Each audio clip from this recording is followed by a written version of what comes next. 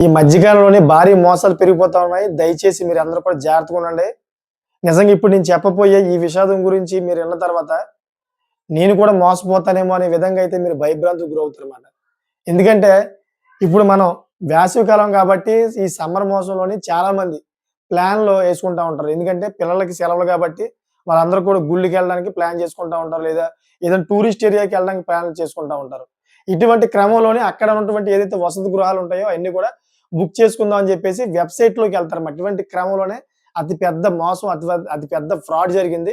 అయన్నీ కూడా point to point నేను చెప్తాను. అయి ఏ విధంగా మీరు కనుక్కోవాలి, దాని నుంచి మీరు ఏ విధంగా బయటపడాలనే విషయాలు ప్రతిదీ చెప్తాను, మీకు అర్థమైపోతుంది. సో, అది ఎక్కడ జరిగింది ఏంటంటే, ఏదైతే మన శ్రీశైలం ఉందో, శ్రీశైలానికి దగ్గరగా 20 మంది ఆ గుడిని, ఆ పరమేశ్వరుడిని మొక్కుకుందాం అని చెప్పేసి 20 మంది అక్కడ ఉన్నటువంటి ఏదైతే వసతి గృహాలు ఉన్నాయో, వసతి గృహాలు బుక్ చేసుకోవడానికి పాపం వెబ్‌సైట్‌లోకెళ్లారు. వెబ్‌సైట్‌లోకి వెళ్లి ఆ వెబ్‌సైట్ బుక్ చేసుకున్నారు. వాళ్ళు అనుకున్నారన్నమాట మేము బుక్ చేసుకున్నామని. వాళ్ళ అకౌంట్ నుంచి దగ్గరగా 20,000 దాకా కట్ అయ్యినాయి. బుక్ అయిపోయినాయి కదా అని చెప్పేసి వాళ్ళు ఆన్‌లైన్‌లో ఏదైతే టికెట్లు వచ్చినాయో టికెట్లన్నీ కూడా వాళ్ళు వాట్సాప్‌లో పెట్టుకున్నారు. డౌన్‌లోడ్ చేసి పెట్టుకొని ఆళ్ళ సెల్ ఫోన్‌లో పెట్టుకున్నారన్నమాట. సో, పెట్టుకున్న క్రమంలో వాళ్ళందరూ కూడా ఈ ఢిల్లీ నుంచి మాట, వాళ్ళందరూ కూడా ఢిల్లీకి చెందిన వ్యక్తులు. ఢిల్లీ నుంచి పాపం శ్రీశైలం వచ్చారు వాళ్ళందరూ కూడా. చూడండి, ఢిల్లీ ఎక్కడ, మన శ్రీశైలం ఎక్కడ, ఎందుకంటే చాలా దూరం. అక్కడి నుంచి ఈ వసతి గృహాలు ఉన్నాయని చెప్పి పాపం వచ్చారు. తీరా చూసి ఇక్కడ వచ్చి ఆళ్ళకి చూపిస్తే, మీకు ఏ వసతి గృహాలు బుక్ అవ్వలేదండి అని చెప్పేసి ఇక్కడ శ్రీశైలం అధికారులు ఎవరైతే ఉన్నారో అక్కడ స్టాఫ్, ఆ స్టాఫ్ అంతా కూడా వాళ్ళకి షాక్ గురి చేశారన్నమాట. సో, ఒకేసారి షాక్ గురైన ఈ భక్తులందరూ 20 మంది భక్తులు కూడా ఇదేంటి, మేము వెబ్‌సైట్‌లో బుక్ చేసాం కదా! ఇదెలా జరుగుతుందని చెప్పేసి వాళ్ళు ఒకేసారి వాళ్ళ మీద కొంచెం అడ్డంగా మాట్లాడేదడికి అక్కడ కొన్ని విషయాలు, కీలకమైన విషయాలు ఏదైతే ఆలయ సిబ్బంది ఉందో, ఆలయ సిబ్బంది అందరూ కూడా వాళ్ళకి వివరించి చెప్పారన్నమాట. ఆ కీలక విషయాలేంటంటే, మీరందరూ కూడా గూగుల్‌లోకెళ్ళి మీరు శ్రీశైలం సంబంధించిన టికెట్లు కావాలని మీరు సెర్చ్ చేస్తా ఉంటారు. దాంట్లో కొన్ని ఫేక్ ఐడీలు కూడా ఉన్నాయి. ఫేక్ వెబ్‌సైట్‌లు కూడా ఉన్నాయి. ఆ ఫేక్ వెబ్‌సైట్‌ల మీద క్లిక్ చేసి దాంట్లో మీరు చాలామంది ఈ వసతి గృహాలకి కావాలని చెప్పేసి బుక్ చేసుకొని మోసపోతా ఉన్నారు. దయచేసి ఈ వీళ్ళ విధంగా అయితే మీరు మోసపోకూడదని చెప్పి అక్కడ ఉన్నటువంటి భక్తులందరికీ కూడా చెప్పారు. సో, అక్కడ ఎవరైతే ఆలయ ఈవో ఉన్నారో వాళ్ళందరూ కూడా పరామర్శించి మీరేం భయపడక్కర్లేదు, వసతి గృహాలు నేను ఏర్పాటు చేస్తా అని చెప్పేసి ఈ ఆలయం తరపునైతే ఫ్రీగా వాళ్ళకి వసతి గృహం అంతా ఏర్పాటు చేసి భోజనాలను కూడా పెట్టి చక్కగా మీరు స్వామివారిని దర్శించుకోండి అని చెప్పేసి వాళ్ళకందరూ కూడా చక్కగా అన్నీ కూడా ఏర్పాట్లు చేశారు. సో, ఇప్పుడు నేను చెప్పేదేంటంటే, ఈ వీడియో చేయడానికి ప్రధానమైన కారణం ఏంటంటే, మన తెలుగు ప్రజలు 2 రాష్ట్రాల తెలుగు ప్రజలు కూడా శ్రీశైలం వెళ్తా ఉంటారు. మన తెలుగు ప్రజలే కాకుండా మిగతా మొత్తం ఆల్ ఓవర్ ఇండియా అంతా కూడాను హిందూ భక్తులందరూ కూడా వస్తా ఉంటారు. సో, ఇటువంటి క్రమంలో గూగుల్‌లోని మీరేదైతే శ్రీశైలానికి సంబంధించిన వెబ్‌సైట్ ఉంటదో, అది ఒరిజినల్ వెబ్‌సైట్ కాదా లేదా అని కనుక్కోండి ముందు. మీరు కనుక్కోలేని పక్షంలోని ఏ వెబ్‌సైట్‌కైతే ఆ వెబ్‌సైట్‌లోకెళ్లి మీరు క్లిక్ చేసి, మీరు ఈ టికెట్లు గాని, లేదా వసతి గృహాల గురించి గాని మీరు బుక్ చేసుకుంటే గనక అడ్డంగా బుక్ అయిపోతారు మీరు. మొత్తం మీ బ్యాంక్ అకౌంట్ అంతా ఖాళీ అయిపోద్ది. ఎందుకంటే ఫ్రాడర్స్ ఆ విధంగా ఫేక్ లింకులన్నీ కూడాను అక్కడ యాడ్ చేసి పెట్టారన్నమాట. ఫ్రాడ్ చేస్తానికి యాడ్ చేసి పెట్టారు. మీరు ఎప్పుడైతే గనక మీరు ఆ లింక్‌ని క్లిక్ చేస్తారో, ఒకేసారి ఆ లింక్ ఓపెన్ అవుతది. మీకు యాజ్ టీజ్‌గా శ్రీశైలంకి సంబంధించిన వెబ్‌సైట్‌లాగా యాజ్ టీజ్‌గా మీకు అనిపిస్తదన్నమాట చూడడానికి. కానీ నిజమైన శ్రీశైలం కాదది. మీరు చూడండి, దాంట్లో శ్రీశైలంకి సంబంధించినయన్నీ కూడా ఆంధ్రప్రదేశ్ ప్రభుత్వం యొక్క రాజముద్ర కూడా వస్తది. మీకు అర్థమైపోద్ది. శ్రీశైలం వెబ్‌సైట్ ఓపెన్ చేసిన వెంటనే ఇది గవర్నమెంట్ వెబ్‌సైట్ అని చెప్పేసి మీకు అర్థమైపోద్ది. అలా మీరు ఒకసారి గమనించిన తర్వాత దాంట్లోకి వెళ్లి ఆ పోర్టల్‌లోని మీకు ఏవైతే వసతి గృహాలు ఉన్నాయో అన్నీ కూడా చూసుకొని చక్కగా వెబ్ డిజైన్ అవుతది.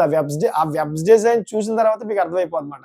దాంట్లో వసతి గృహాలకి మీరు బుక్ చేసుకోవచ్చు. అంతేగాని ఏది పడితే దాని మీద క్లిక్ చేసి తొందరపాటుతనంలో మీరు ఇలా చేస్తే గనక మీ డబ్బులు ఖాళీ అయిపోతాయి. ఇప్పుడు చెప్పాం కదా! రీసెంట్‌గా జరిగిన ఈ సిట్యుయేషను. ఇది ఎప్పుడూ జరగలేదు. ఈ రోజే జరిగింది. ఈ రోజు జరిగిన ఈ సంఘటన మన ఆంధ్ర, తెలంగాణ ప్రజలందరూ కూడా తెలియజేయాలి. ఎవరో ఇంకా మోసపోకూడదని చెప్పేసి వీడియో చేస్తా ఉన్నానన్నమాట. సో, అంతేకాకుండా చాలామంది ఆన్‌లైన్‌లోకెళ్ళిన తర్వాత మీరు లింకులు ఓపెన్ చేస్తా ఉంటారు కదా! ఈ లింకులు ఓపెన్ చేసిన తర్వాత మీకు ఓటీపీ వస్తదన్నమాట. ఆ ఓటీపీ ఎటువంటి పరిస్థితిలో కూడా మీరు దేంట్లో కూడా ఎంటర్ చేయొద్దు. మీరు ఎప్పుడైతే ఓటీపీ మీరు ఎంటర్ చేస్తారో, మీరు దేంట్లో అయినా గాని ఎంటర్ చేశారంటే మీ సెల్ ఫోను మొత్తం అంతా కూడా ఏదైతే సెల్ ఫోన్ హ్యాండ్లింగ్ అంతా కూడా వాళ్ళ చేతిలోకెళ్ళిపోద్ది. చాలామంది స్టేట్ బ్యాంక్ నెట్ బ్యాంకింగ్ ఉంటది కదా! ఈ నెట్ బ్యాంకింగ్ ద్వారా డబ్బులు పంపించుకుంటా ఉంటారు. స్టేట్ బ్యాంకింగ్ కాదు, చాలా బ్యాంకులు నెట్ బ్యాంకింగ్ ఈ రోజుల్లో వచ్చేసినాయి. నెట్ బ్యాంకింగ్ నుంచి డబ్బులు పంపించుకున్నప్పుడు మనకి ఓటీపీ వస్తది. ఈ ఓటీపీ ఎంటర్ చేస్తేనే మన డబ్బులు ఎళ్తాయన్నమాట. సో, ఈ విధంగా అయితే మనం డబ్బులు పంపించుకున్నప్పుడు మనకు ఓటీపీ వస్తది. ఏ విధంగా వస్తాయంటే, ఆల్రెడీ సేవ్ అయినట్టుగా అయితే మనకి సెల్ ఫోన్‌లో ఓటీపీ చూపిత్తది. ఎందుకంటే, ఆల్రెడీ మనం ముందు ఇటువంటి ఫ్రాడ్ లింకులు క్లిక్ చేసి, అప్పుడు మనం ఏదైతే ఓటీపీ వస్తదో, ఆ ఓటీపీ మనం పొందుతాం మాట. కానీ అప్పుడు చాలామంది ఎంటర్ చేయరు. ఆ ఓటీపీ ఏమవుద్దంటే ఆల్రెడీ సేవ్ అయిపోయి ఉంటది. ఎప్పుడైతే మీరు ఈ ఆన్‌లైన్ నెట్ బ్యాంకింగ్ గురించి మీరు ఓపెన్ చేస్తారో, అది ఆటోమేటిక్‌గా అయితే ఏదైతే కీబోర్డ్ ఉంటదో, కీబోర్డ్ మీద ఓటీపీ అని చెప్పేసి చుక్కలుగా చూపిత్తది. మీరు క్లిక్ చేస్తే అక్కడ కాపీ అవుద్దని. కానీ పైన ఇంకో మెసేజ్ వస్తది. Original message. ఆ మెసేజ్ మనం పట్టించుకోం. ఆల్రెడీ వచ్చేసింది కదా! ఇక్కడ ఆల్రెడీ సేవ్ అయ్యి ఉంది అని చెప్పేసి మనం దీన్ని క్లిక్ చేయతోటి దాంట్లోకెళ్తది. ఎప్పుడైతే ఈ నెట్ బ్యాంకింగ్ ఏదైతే ఉందో, నెట్ బ్యాంకింగ్‌లోకి ఈ ఓటీపీ ఎళ్ళిందో, మొత్తం మీకు సంబంధించిన బ్యాంక్ అకౌంట్ నెట్ బ్యాంకింగ్ అంతా కూడా వాళ్ళ హ్యాండ్‌లోకెళ్ళిపోద్దన్నమాట. వాళ్ళే హ్యాండిల్ చేస్తారు. వితిన్ సెకండ్స్‌లోనే మీరు కళ్ళు మూసి, కళ్ళు తెరిచేలోపు మీ బ్యాంక్‌లో ఎంతైతే డబ్బుందో, ఆ డబ్బంతా కూడాను ఎగిరిపోద్దాల. ఒక్క రూపాయి కూడా ఉండదు. సో, దీంట్లో కీలకమైన పాయింట్ ఇది. మీరు దయచేసి ఏదైనా మీరు వెబ్‌సైట్ ఓపెన్ చేసినప్పుడు ఓటీపీ వచ్చినప్పుడు ఆ ఓటీపీ డిలీట్ చేసుకోండి. ఓటీపీ డిలీట్ చేయని పక్షంలో అది సేవ్ అయ్యి ఉంటుంది. ఇప్పుడు నేను చెప్పాను కదా! ఇదే విధంగా మీకు ఈ ఎస్‌బీఐ ఓటీపీతో పాలంగా ఈ ఓటీపీ కూడా షో చేస్తది. మీరు కన్‌ఫ్యూజ్ అయిపోయి ఈ ఓటీపీ క్లిక్ చేస్తారన్నమాట. ఈ ఓటీపీ ఎప్పుడైతే క్లిక్ చేస్తారో ఇదంతా కూడా వాళ్ళ చేతిలోకెళ్ళిపోతుంది. దయచేసి దీన్ని అబ్జర్వ్ చేయండి. అబ్జర్వ్ చేయలేని పక్షంలోనే చాలామంది మోసపోతా ఉన్నారు. మన దేశంలోని ఏదో ఒక మూల ఈ ఫ్రాడ్ అనేది జరుగుతూనే ఉంది. ఇంకా అక్కడి దాకా దేశం దాకా ఎందుకు మన ఆంధ్ర, తెలంగాణలోనే ఏదో ఒక టైంలోనే ఏదో ఒక మూల ఇటువంటి ఫ్రాడ్‌లు జరుగుతూనే ఉన్నాయి. న్యూస్‌లో వస్తూనే ఉన్నాయి. పోలీసులు గాని, లేదా సైబర్ సెక్యూరిటీకి సంబంధించిన వ్యక్తులు గాని, ఎంత అవగాహన చెప్పినా గాని చాలామంది అవగాహన తెచ్చుకోలేకపోతున్నారు. ఏదో విధంగా అయితే మోసపోతా ఉన్నారన్నమాట. పెద్ద పెద్ద వ్యక్తులే మోసపోతా ఉన్నారు. చిన్న వ్యక్తులేముంది ఎమ్మెల్యే కానించి పెద్ద పెద్ద వ్యక్తులే మోసపోతా ఉన్నారు. ఎక్కడి దాకా ఎందుకు జేడీ లక్ష్మీనారాయణ గారు ఉన్నారు కదా! ఐపీఎస్. సీబీఐ డైరెక్టర్‌గా చేసి ఆయన రిటైర్మెంట్ అయ్యారు. ఆయన భార్య ఇటువంటి ఫ్రాడ్ ముసుగులోనే దగ్గర దగ్గర రూ. 1,00,00,000 దాకా మోసపోయిందావిడ. ఏదైతే షేర్ మార్కెట్‌లో మీకు డబ్బులు ఎక్కువొస్తాయని చెప్పేసి నమ్మించి, ఆ డబ్బులన్నీ కూడా కొంచెం ఆ డబ్బులన్నీ కూడా వేయించుకొని, ఇంతకీ షేర్ మార్కెట్ అక్కడ రియల్ షేర్ మార్కెట్ కాదది. అది ఫేక్ షేర్ మార్కెట్‌ని క్రియేట్ చేసి, సేమ్ షేర్ మార్కెట్ లాగే ఆవిడకి చూపించారన్నమాట. డబ్బులు వస్తున్నట్టు, ఆ డబ్బులు ఇంక్రీజ్ అవుతున్నట్టు, డబ్బులొచ్చినప్పుడు ఒక 20,000, 30,000 ఆవిడకి రిటర్న్ ఇచ్చారు. ఆవిడ నిజంగానే అనుకుంది. ఇంకా ఇన్వెస్ట్ చేస్తే ఇంకా డబ్బులొస్తాయని చెప్పేసి రూ. 1,00,00,000 దాకా ఇన్వెస్ట్ చేసిందన్నమాట ఆవిడ. ఇన్వెస్ట్ చేసి ఎప్పుడైతే రూ. 1,00,00,000 దాకా ఇన్వెస్ట్ అయినాయో దాంట్లో, ఇంకేమన్నా ఆ యాప్ అంతా కూడా బ్లాక్ అయిపోయింది. నెట్ అంతా బ్లాక్ అయిపోయింది. ఎవరైతే వ్యక్తులున్నారో ఆవిడతో మాట్లాడారో వాళ్ళందరి నంబర్ కూడా బ్లాక్ చేసి పెట్టేసారన్నమాట. ఎవరు కూడా కాంటాక్ట్‌లో లేరు.